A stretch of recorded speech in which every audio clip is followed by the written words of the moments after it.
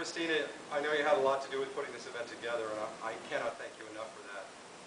But also know that your integrity and skills, especially your daily courage, continues to inspire me every day. I want to thank Doug, Trina, and Rick, and Glenn, and well, also Dan Goldberg for all the nice things that you said about me, and funny things as well. Please permit me to speak from the heart for a few minutes, as I try not to sound like Jodie Foster. NCAA rules, a great icebreaker at parties. Not too many jobs where you tell a world-class athlete that he can't sell his own semen. That was before the employment rule changed. Seriously, it's not always fun to be the office police, as has already been said here. There were quite a few sleepless nights and a season opening kickoff in 1992 when I didn't recognize the kicker's name as spoken by Chris Roberts to start the season off. I thought my career was over right then. Turned out the G in Panye is silent.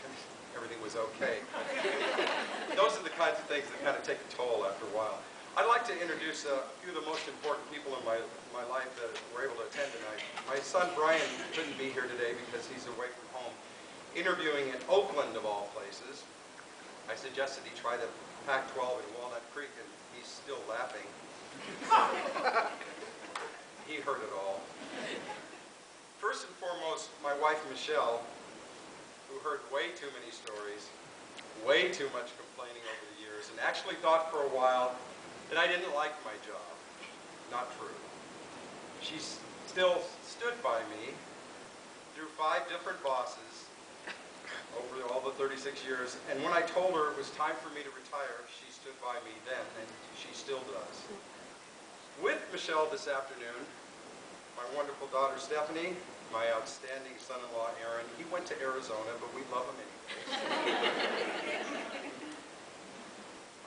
Seeing that football, I'm sorry to say I won't be at the Rose Bowl when we play Nevada because Stephanie should have something far more important Labor Day weekend, labor.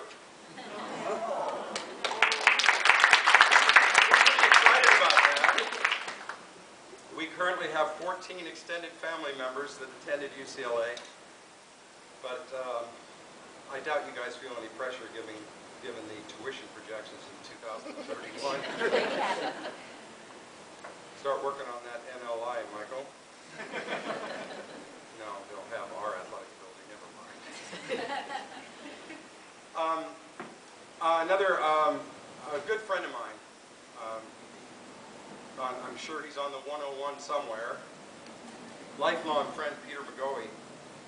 When I was UCLA Rally Committee Chair back in 1973, Peter was a tennis player for the University of Portland.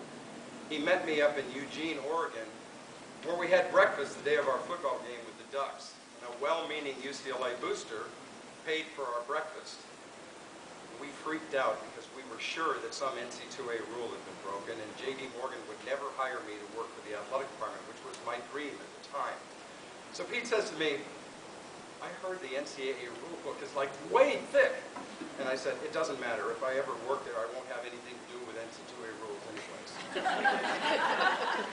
Life is what happens when you're busy making other plans. My father once told me you could enjoy digging ditches for a living, maybe fry latkes all day long, as long as you have the right people beside you. He was right, and I was really lucky there. Even though I came here for the sports and have many phenomenal memories from that, it's been the people that I've thought about since leaving 10 months ago.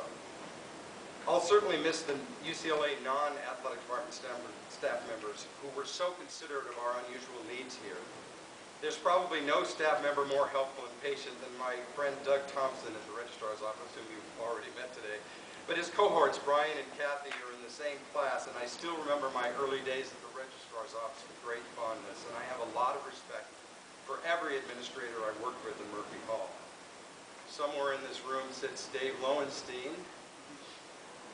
First person to ever hire me for anything at UCLA. I'm sure he still regrets it. People I miss most, because it's too late to say goodbye, are people like Doug Hobbs, Bob Fisher, Chuck Parrish, and most recently Ron Ballatore. They're gone, but never forgotten. I imagine if Doug Hobbs met today's football team, he'd likely say something like, "I always wanted to meet a bunch of guys who could bench press their SAT scores." He actually said that. So Mark Dillon said, "Things you can't tell Sports Illustrated." Even though I get the fact that this is a business and sometimes tough decisions have to be made, with all due respect, I still dearly miss Gary Adams and Art Venegas, two good friends, different as night and day, but still good friends. Though it's the administration who make those tough decisions, and they're paid to make those tough decisions, I was lucky there too, because Dan Guerrero, Pete Dallas, Katrina Long, and Don Morrison supported me without ever micromanaging compliance and always maintained a culture of compliance for coaches, staff, and the general public, and always took the high road. I'm proud to have been associated with that, and somehow they put up with my periodic bitching. There isn't time to mention everyone in the department, and I'm sorry for that, but I must mention what a pleasure it was to come in here every day, given how many coworkers are seemingly always pleasant, starting with an athletic director who was just as friendly whether our teams were up or down. But nobody is more consistently cheerful than Martha, and it's unbelievable. And I just had to mention it. It was just great going upstairs. Though the coaches don't necessarily miss me. I miss them because UCLA has had some terrific ones. I tend to look at all aspects of a coach's character or style, like, well, Ben Howland. His style is actually a compliance officer's dream. Closed practices, closed locker rooms. It's the way to go. Makes our job easier. But then I always appreciated Steve Lavin's self-effacing sense of humor and Carl Durrell's overall class. It was just a great experience meeting all of them. And I loved the occasional office banter with several of the head and assistant coaches. A couple of coaches, who shall remain nameless, kept compliance way busy in opposite proportion to the size of their teams. But we always knew that was really due to how hard they worked, and their programs have the success to show for it. I'm a huge home do-it-yourselfer, and I had so many home repair snafus that I just don't know what I would have done without the expertise and frequent hands-on help of Kevin and Glenn. I hope to join these Joe handymen for future home projects, and I will as long as someone could get Glenn to stop sending his political emails.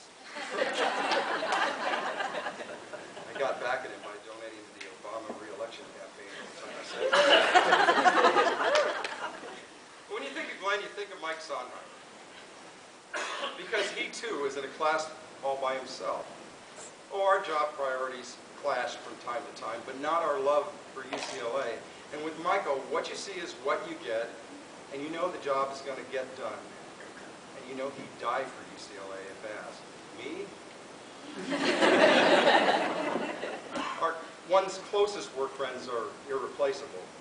I can't help but wonder how many more violations I might have otherwise found if I wasn't talking with Joanne or Emily, Scott Mitchell, Julie, or Aldine about politics, movies, office gossip, food, or baseball, or the dozens of hypothetical rules questions posed by Mark Dellins.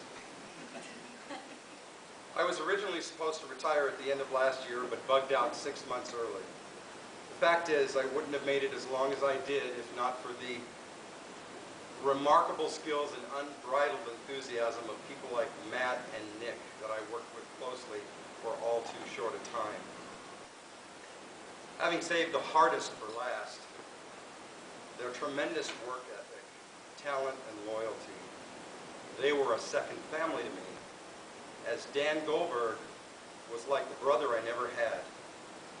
And Amy, I'll make it through. Amy was like the sister to make up for the one that I lost. I will miss you two most of all. I've been asked many times if I have any regrets having left when I did. Certainly not when I read about what Matt was dealing with last fall. Though I did miss a great vodka endorsement opportunity for Todd Aiken. I'll always regret that. Thanks for this beautiful send-off. Thanks everybody for coming today. and for the opportunity for me to give one last hug to the wonderful people I was so fortunate to work with for so long.